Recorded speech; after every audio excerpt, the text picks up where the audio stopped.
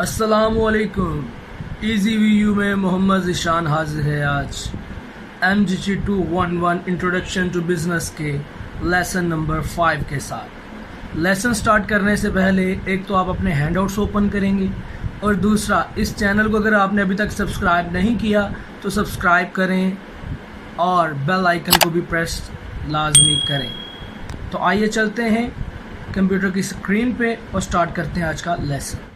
जी तो स्टूडेंट्स, हम आ चुके हैं कंप्यूटर की स्क्रीन पे जहाँ पे आपके हैंडआउट्स ओपन है लेसन नंबर 5 से। लेसन नंबर 5 स्टार्ट हो रहा है जॉइंट स्टॉक कंपनी से।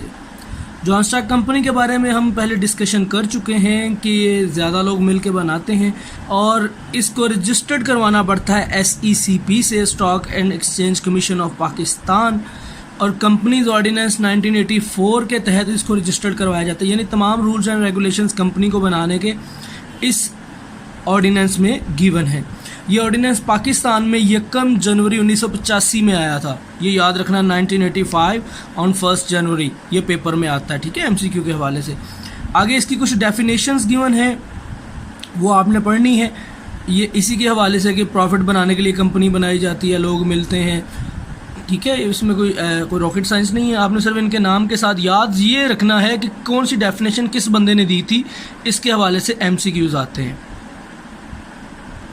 अगर इसका स्ट्रक्चरल डायग्राम है, ये इंपॉर्टेंट नहीं है समझना। फीचर्स क्या हैं, फीचर्स इसके हम डिस्कस करेंगे। सबसे पहले तो इसका फीचर ये है क्रिएशन ऑफ लॉ के तहत बनती है जनाब, ठीक है। जो हमने देखा ना, स्पेशल एक्ट है इसके बारे में, कंपनीज ऑर्डिनेंस है 1984, उस एक्ट में लिखा हुआ है कि कैसे इसको बनाना है, यानी लॉ के तहत बनती है, कानूनी तौर पे ये बनाई जाती है, इसलिए क्रिएशन ऑफ लॉ है। कैपिटल बोरोइंग इनके लिए बड़ी आसान होती है क्योंकि ये कंपनी है, अपने नाम से काम कर रही होती है, तो ये जहाँ से चाहे अपना कैपिटल इजीली बोरो कर लेते हैं, उधार मांग लेते हैं। इनको लोग उधार आसानी से दे देते हैं कि कंपनी है, हम इस पर केस कर देंगे, इसकी कानूनी हैसियत है, कानून खुद ही पूछ ले। सेपरेट लीगल एंटिटी पे बात कर चुके हैं कि जी मालिक और बिजनेस दोनों अलग अलग की कानूनी हैसियत रखते हैं। मालिक के किसी भी किए का बिजनेस जिम्मेदार नहीं है, बिजनेस के किसी किए का मालिक जिम्मेदार नहीं है, दोनों अपने अपनी जिम्मेदारी, दोनों एक दूसरे से अलग हैं। लीगल पर्सन होता है जी, यानी जॉइंट स्टॉक कंपनी एक लीगल पर्सन है, इसके अपने कानूनी हकूक हैं, और अगर ये किसी के साथ ज्यादती करता है तो कानून इसको पूछता भी। अगर इसने किसी को प्रॉपर्टी बेचनी है तो अपने नाम पे बेचनी है। बिजनेस ने कुछ भी खरीदना बेचना वो अपने नाम पे है, मालिक के नाम पे नहीं, इसलिए इसकी अपनी कानूनी हैसियत होती है, जिसे लीगल पर्सन इसलिए कहते हैं। लॉन्ग लाइफ होती है इसकी दूसरे मोड्स ऑफ बिजनेस की निस्बत, यानी सोल प्रोप्राइटरशिप और पार्टनरशिप की निस्बत इनकी लाइफ लंबी होती है।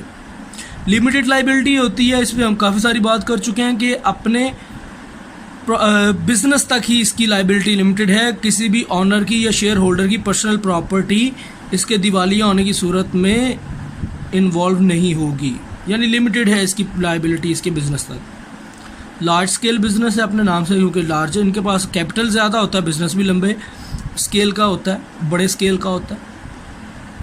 मैनेजमेंट ऑफ कंपनी, हाँ इंपॉर्टेंट है। मैनेजमेंट ऑफ कंपनी कौन करते हैं? हर बंदा मैनेजमेंट नहीं करता, मैनेजमेंट करता है बोर्ड ऑफ डायरेक्टर्स।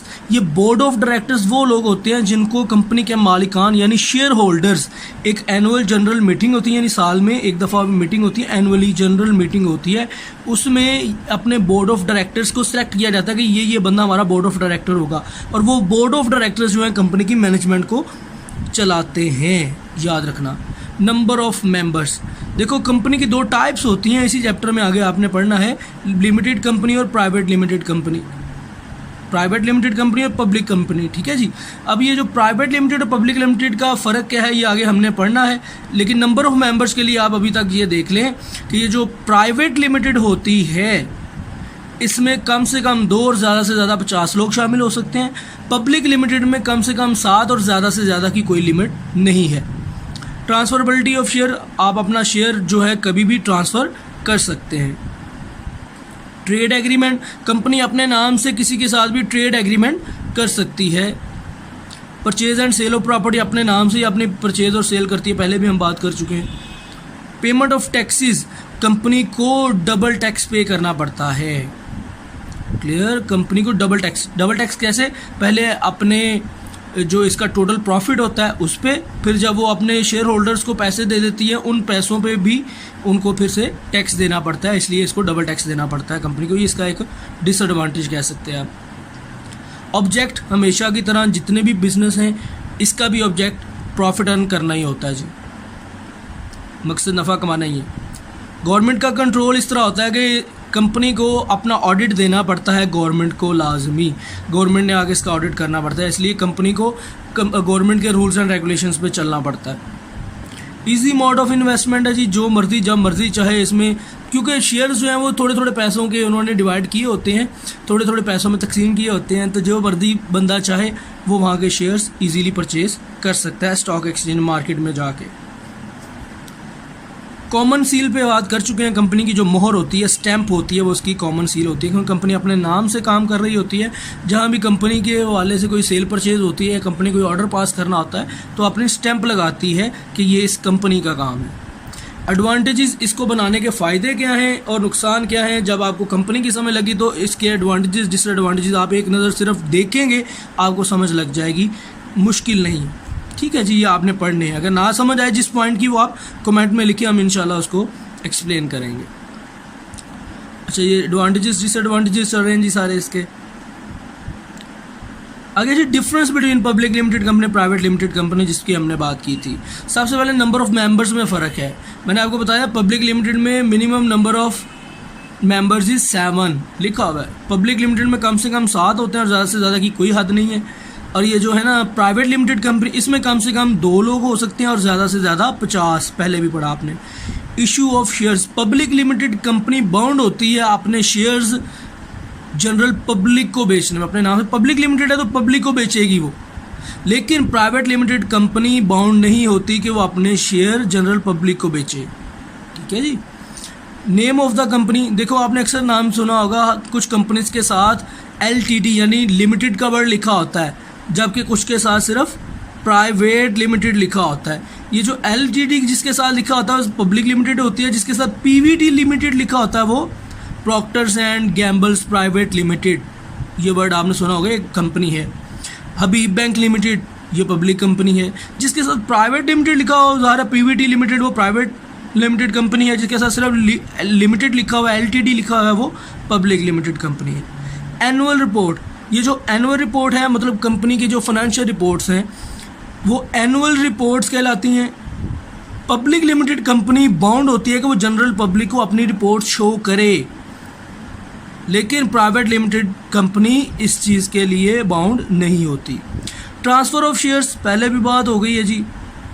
तो पब्लिक लिमिटेड कंपनी जो है वो पब्लिक को जो है वो शेयर्स ट्रांसफ़र करती है, जबकि private limited company general public को अपने मेंबर्स की कंसेंट के बगैर शेयर्स ट्रांसफ़र नहीं कर सकती। स्टैट्यूटरी मीटिंग, स्टैट्यूटरी मीटिंग कहते हैं वैसे बाय लॉ जो होती है, जो इन पे लाजमी होती है, वो होती है पब्लिक कंपनी के लिए। पब्लिक कंपनी के लिए ज़रूरी है कि वो एक दफ़ा स्टैट्यूटरी मीटिंग लाजमी बुलाए। प्राइवेट लिमिटेड कंपनी के लिए ये ऑब्लिगेशन नहीं है। सबमिशन ऑफ एनुअल रिपोर्ट, ये जो होती है ना पब्लिक लिमिटेड, उसको अपनी annual report cooperative law authority, जो रजिस्ट्रार होता है वहाँ का, ये याद रखना, कोऑपरेटिव लॉ अथॉरिटी के रजिस्ट्रार को जमा करवाना ज़रूरी होती है, जबकि प्राइवेट लिमिटेड कंपनी के लिए ज़रूरी नहीं है। हाँ, ये जो टैक्सेशन है, पब्लिक लिमिटेड कंपनी को डबल टैक्स पे करना पड़ता है, लेकिन ये जो प्राइवेट लिमिटेड कंपनी होती है ये एक ही दफ़ा टैक्स पे करती है, इसको डबल टैक्स पे करना नहीं पड़ता। ये था आज का लेसन नंबर 5। लेसन नंबर 6 में फिर से आपका जॉइंट स्टॉक कंपनी ही स्टार्ट होगा। इसकी फॉर्मेशन कैसे होती है वो हम पढ़ेंगे इंशाल्लाह नेक्स्ट लेसन में। आज तक के लिए आपका ये लेसन था। लेसन नंबर 5 को हमने कंप्लीट किया। आपसे रिक्वेस्ट है कि इस चैनल को प्रमोट लाजमी करें, अदरवाइज़ ये चैनल ज़्यादा देर तक एग्जिस्ट नहीं कर पाएगा, ताकि आपके लिए नए लेक्चर्स आते रहें। और सब्सक्रिप्शन बहुत ज़रूरी है, सब्सक्राइब भी करें और बेल आइकन को प्रेस भी करें। आपसे मुलाकात होगी अगले लेसन में, तब तक के लिए अल्लाह हाफिज़।